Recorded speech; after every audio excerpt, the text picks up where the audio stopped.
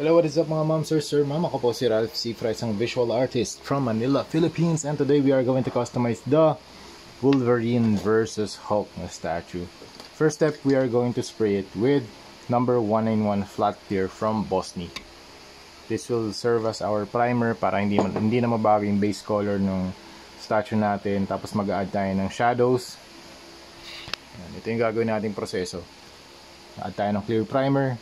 We're going to add shadows, highlights 01, highlights 02, line art, and then top coat. So ito yung comic book paint style na gagawin natin.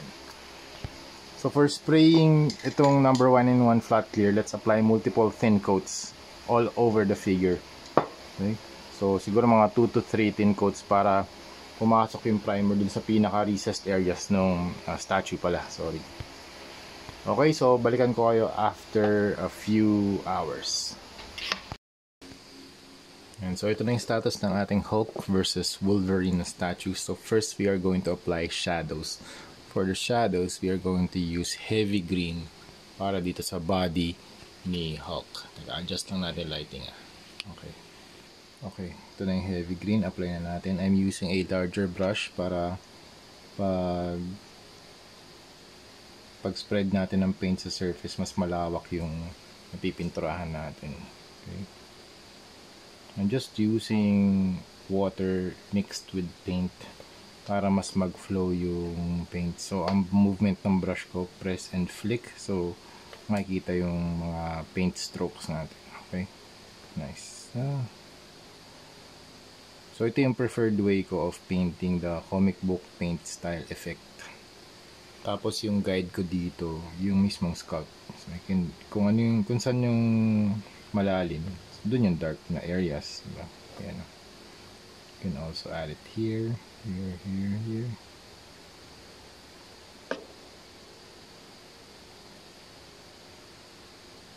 Press and flick, press and flick. So dito sa statue, medyo mahirap lang mahirap lang maabot yung ibang mga areas katulad nito. So I'm very careful na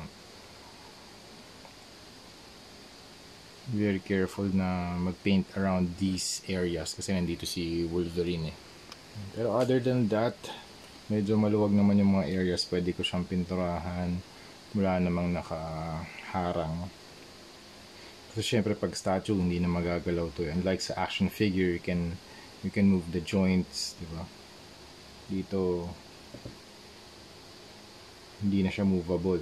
So what we can do, ang maganda naman dito sa statue, wala na siyang movable joints. So mas less din yung paint chipping, di ba?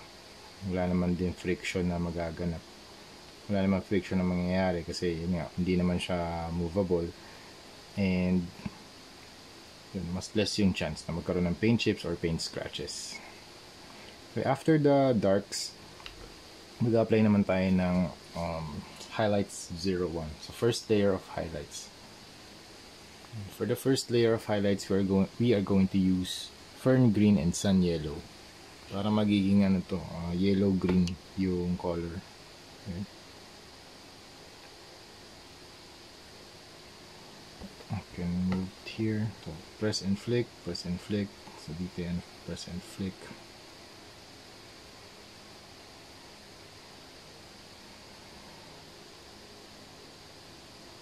So usually, ina-apply natin yung mga highlights sa mga natatamaan ng source of light. Usually dito sa chest, pinakamaliwanag, top of the shoulders. Ayan. Pero don't worry about kung saan nyo lalagay yung mga highlights and shadows kasi pwede naman tayo magkaroon ng multiple sources of light.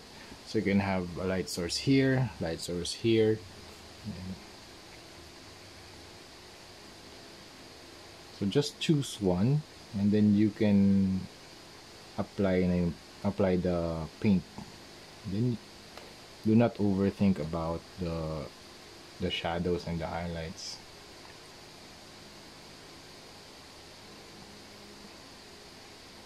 This is supposed to be fun and not stressful. So do not overthink things. Okay. Okay, for the second layer of highlights, we are going to add white dun sa mixture natin kanina na yellow-green. Okay, apply na natin yung second layer of highlight. So, ganun ulit yung movement ng brush natin. Just a press and flick ulit. Press and flick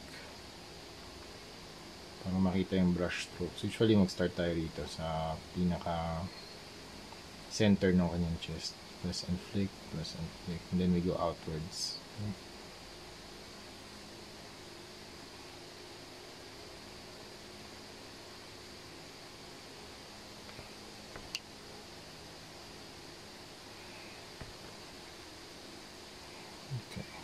So we are going to do this sa lahat ng parts. Okay, after ng second layer of highlights naman natin, mag-apply naman tayo ng black for the line art. So mag-start tayo dun sa mga deepest areas.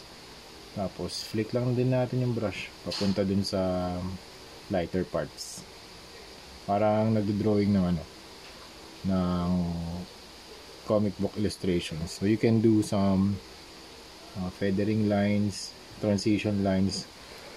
Kung nag-illustrate kayo using comics or using ink pala sa paper, mas makakatulong yun. Pwede rin kayo mag-practice sa paper muna before you do these kinds of lines. So you can do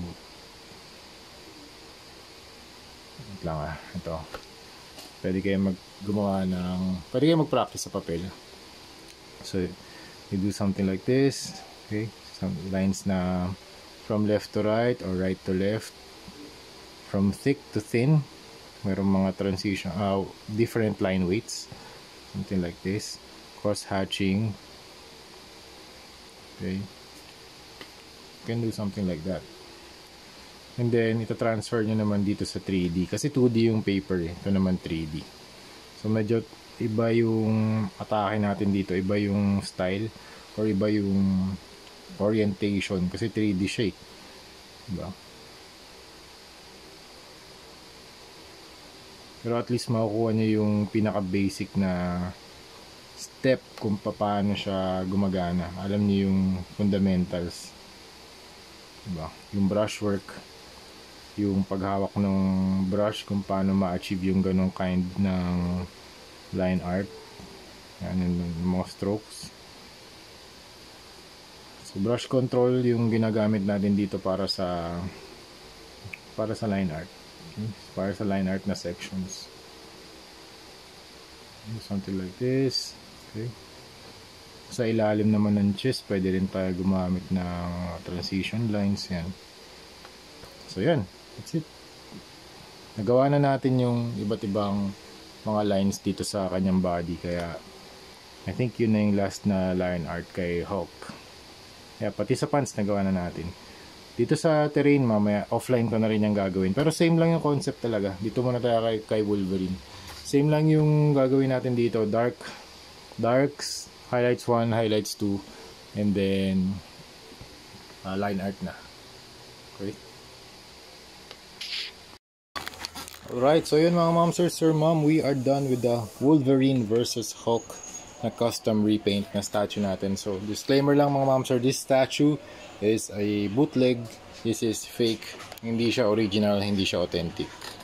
So ulitin ko ulit yung steps na ginawa natin. Nag-spray tayo ng clear primer, tapos nag-apply tayo ng shadows, then highlights 1, highlights 2, then line art. Ganoon din kay Wolverine, yung shadows na in-apply ko kulay orange para magkaroon ng additional contrast.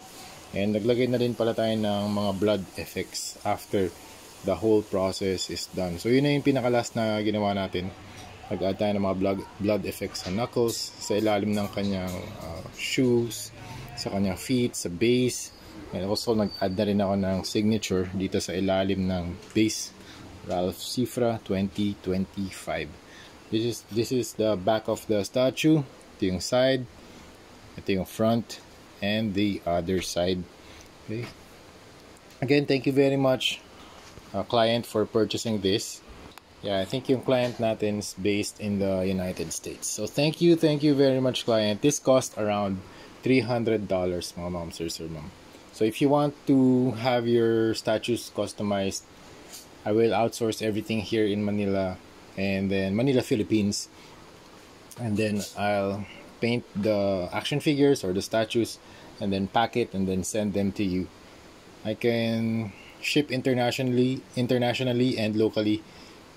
Thanks to Laruanan for helping me ship the Marvel Legends, not the action figures or the statues for shipping. Thank you, Laruanan, again. Shout out for helping me helping me assist or deliver the packages internationally or locally.